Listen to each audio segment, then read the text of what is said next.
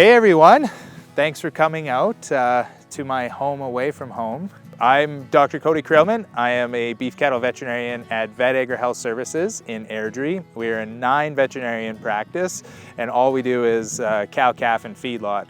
So I love coming out here, and we'll talk a little bit today about strategic parasite management and some of the technologies that we use. Is there an eagle fight going on right there?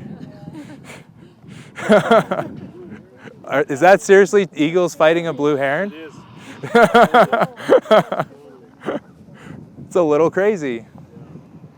When we're talking about parasite management, so the meat and potatoes of this talk, the story for me starts back in 2011 with a research project that we did at Highway 21 feeders, where we were looking at pasture parasite infection intensity of yearling cattle coming in off of grass into the feed yard. When we did that trial work, what we saw was a 70% reduction in fecal egg count. The trial was using 2 parasite products together to see if we could get any sort of economic advantage for our feed yards. So in that case, we used Ivomec Poron in combination with Safeguard, which is an oral deworming product, a completely different family altogether than what Ivomec is. And just like with antibiotics, these anti-parasite products, when used year over year, can cause resistance. These parasites can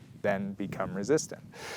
So what we saw when we added the Safeguard product onto the Ivomec product, so these 2 separate dewormers, we got 100% reduction in fecal egg count. So we got a complete cleaning up of these cattle coming in off of grass. We could not justify making that an overarching protocol for our feed yards to use these 2 products because there's a cost associated with adding on the second product. The problem with parasites is that 80% of the parasites in a pen come from 20% of the animals. So the first thing we looked at is, okay, where did all of the animals come from and what was their fecal egg count? And could we make any sort of correlation in parasite burden? We overlaid a map of where these animals were and their infection intensity with a map of the precipitation that had occurred over the last several years before those animals went out grazing.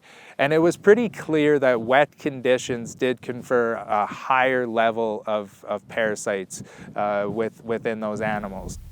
So it's important to remember that an animal cannot be infected by a parasite in a dry lot situation.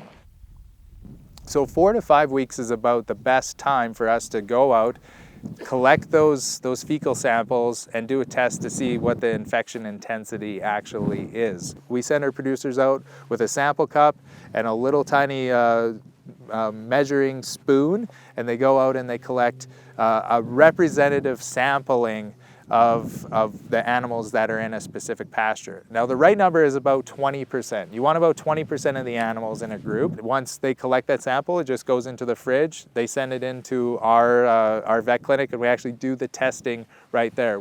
So now we've been able to drive that $600 bill down to about $50. The average dollar amount, if you have a moderate to high infection intensity, is a 30-pound reduction in calf weaning weight.